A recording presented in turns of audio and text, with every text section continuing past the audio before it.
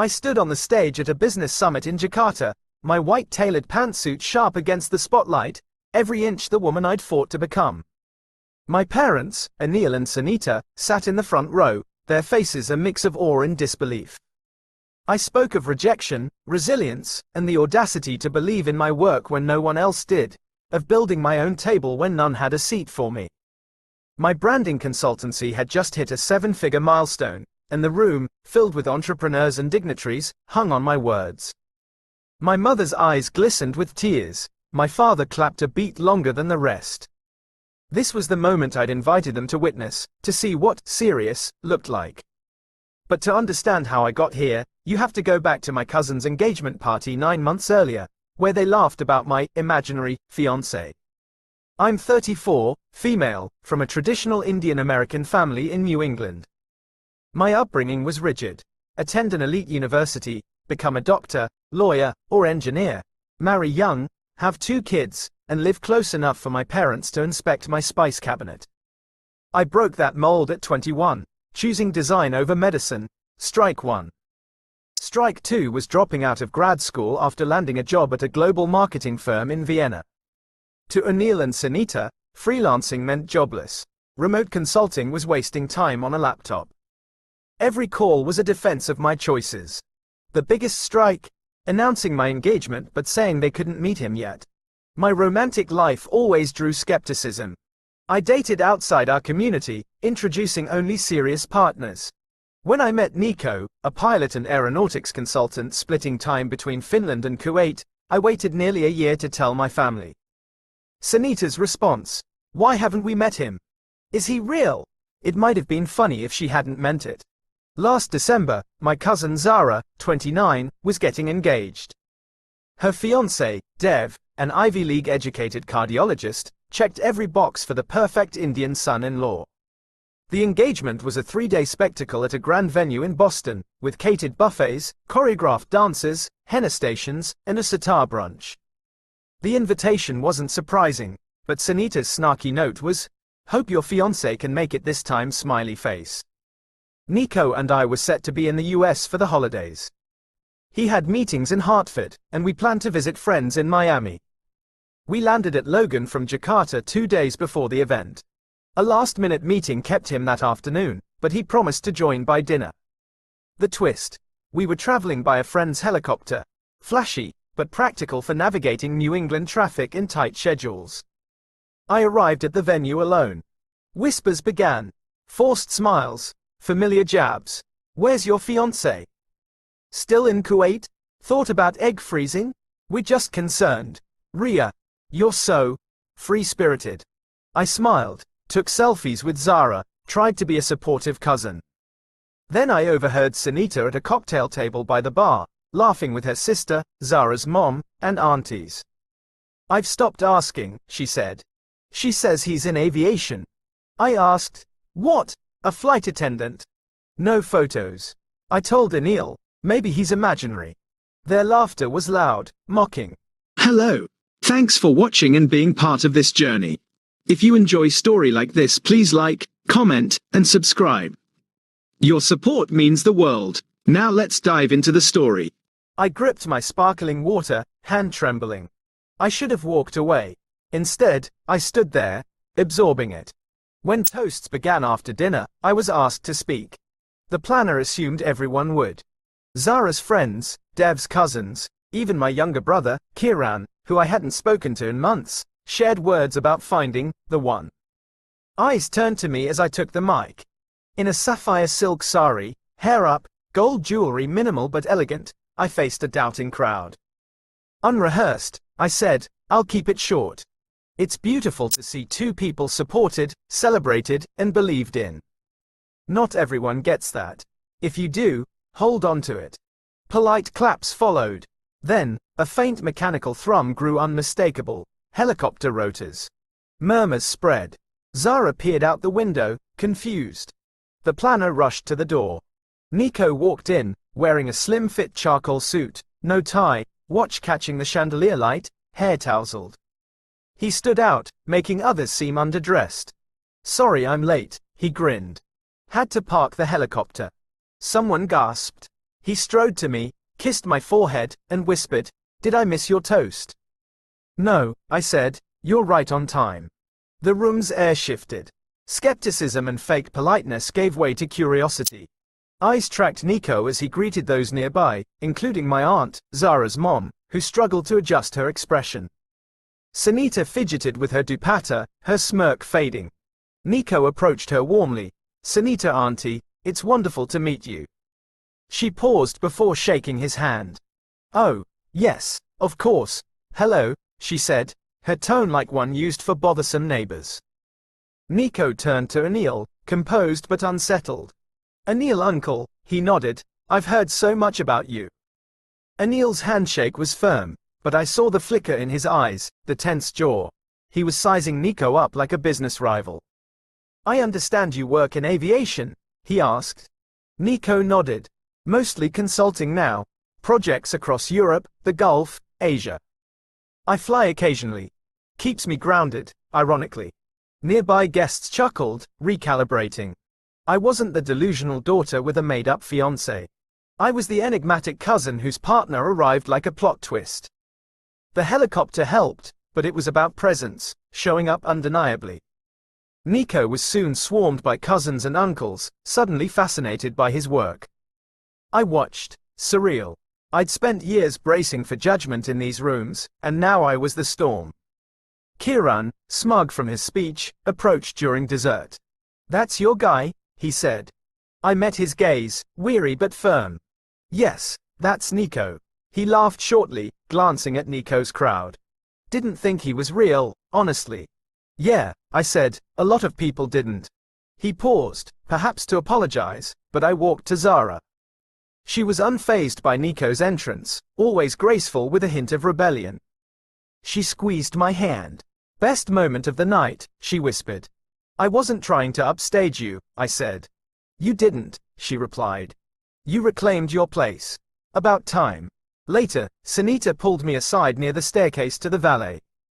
Unsettled but curious, she asked, "Why didn't you tell us he was coming?" I shrugged. Would it have changed anything? She hesitated. "I just didn't realize." "Realize what?" I asked, arms crossed. She looked down, then at me. "I didn't realize he was this serious." There it was, the weight of every dismissed conversation, every doubt. They'd made me feel I was failing adulthood by straying from their script. But she was trying now, awkwardly. "I'm glad you came," she added. "Me too," I said, meaning it, for me. Nico found me later on the venue's rooftop garden, quieter, away from the chaos. He wrapped his arms around me, chin on my shoulder. "How'd it go?" I smiled, watching the city skyline. "Better than expected, worse than it should have been." He was silent a moment. "They'll catch up." "I'm not waiting," I said. "I know," he replied, pulling me closer. We lingered as the music below softened, conversations drifting like breeze. I didn't know if my family would change, but for once, they saw me. More importantly, I saw myself. We stayed on the rooftop until the party thinned. Aunties packed leftovers, uncles lingered with drinks, adding little to the chatter. We watched like spectators of a play we'd outgrown. Eventually, we said goodbye. Zara and Dev, slightly tipsy, glowed on the dance floor. I hugged Zara tightly. "You did great," I told her. "So did you," she said. No idea how satisfying that was for me. We laughed. Dev fist bumped Nico, who responded with calm confidence. As we headed to the valet, I felt my parents' eyes. They said little. Anil nodded. Sunita gave Nico a thin, almost warm smile. It was enough. Something had shifted, not dramatically, but deeply. At the hotel, I shed my sari, wiped off coal, and collapsed on the bed with a groan. "That bad?" Nico asked, half out of his suit, tie on the couch. "Not bad," I said, staring at the ceiling. "Heavy. Ever walk into a room where everyone ignores you, then suddenly they're studying you?" He chuckled. "Most rooms, actually." I laughed. His understanding was why we worked. "Regret it?" he asked. I sat up. Not for a second. The shift was necessary, not to validate my life, but to confront years of being sidelined. Nico lay beside me. You didn't need me to prove anything, he said. You already did. Maybe, I said, but it helped. The next days were odd. No blowouts, no sudden apologies, but small gestures emerged. Anil emailed a tech article, reminds me of your projects. Interesting. Sunita shared a party photo of Nico and me in the family chat, captioned, "Look who made the family album."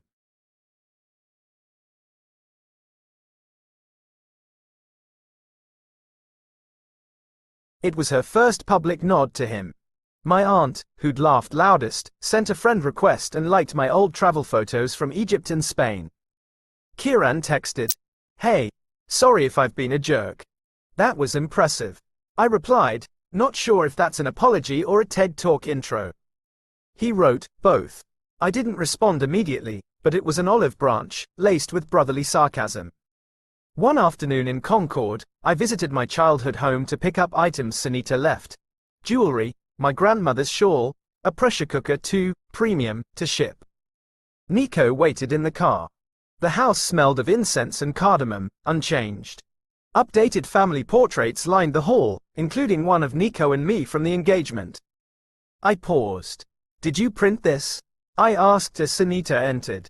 She glanced at it. "Zara emailed it. I liked it. Nice picture." Silence lingered. She adjusted a vase needlessly. "I may have misjudged," she said. "He seems thoughtful." It wasn't an apology, but it was close. "I didn't need you to be impressed," I said. "I needed you to stop assuming I was lying." She didn't argue. "You've always done things differently," she said. "That's hard for us. But maybe different isn't wrong." It was a crack in the wall. I took the box, hugged her briefly, and left before we overdid it. Back in the car, Nico glanced over. "You okay?" I nodded. "Yeah." He didn't press. Another reason I love him. Silence can be peace. We flew back to Jakarta days later. The trip had drained me, but landing in the warm, vibrant city, alive with Bahasa and English, felt like shedding a cautious self. Jakarta was bold, unlike the version of me I became around my parents. Nico and I resumed our rhythm. Late balcony dinners, weekends at the marina, flights to Kuala Lumpur or Tokyo. The trip had served its purpose. Something lingered. Not bitterness or need for approval, but unfinished business. My parents had taken small steps, but they'd never grasped what I'd built or its cost. They'd mocked, doubted, certain their path was superior. I didn't just want them to accept me. I wanted them to see me triumph. That's what led to the summit. Nico and I were invited to speak, him on aviation logistics, me for my consultancy's milestone after a luxury conglomerate contract. They wanted me to discuss cross-cultural branding and scaling without venture capital. I agreed, on one condition. I could invite guests. I sent Anil and Sunita priority invitations with a note. "You once asked if I was serious about my life. I'd like to show you." They didn't reply for 3 days. Then Sunita texted, "We'll be there." When they arrived, Nico picked him up in our SUV. No helicopter this time. He brought them to our sleek 3-bedroom condo overlooking the bay, with modern lighting and Javanese tiles. Sunita's eyes scanned the space. Anil hid his surprise. They hadn't pictured this. They imagined a struggling expat, not someone hosting investor dinners. At the summit, my story of resilience resonated. After, entrepreneurs, executives, and dignitaries congratulated me. Anil shook hands nearby, like it was his conference. Over dinner, Sunita turned to Nico. "Thank you for believing in her when we didn't." He smiled but didn't reply. It wasn't about them. The real revenge wasn't their envy. It was their irrelevance to my success. I didn't need their approval, but watching doubt turn to awe was deeply satisfying. Before they left, Anil pulled me aside on the balcony. "You've done well," he said. "I didn't see it before, but you've built something." This man, who once called design a hobby and offered to fund grad school fearing I'd fail, now saw me. "I know," I said. He nodded. "I'm proud of you." At 34, I finally heard it. I didn't need it, but I welcomed it. That was the best revenge. Not the helicopter, speech, or bay view, but becoming someone they never imagined, and giving them a front row seat.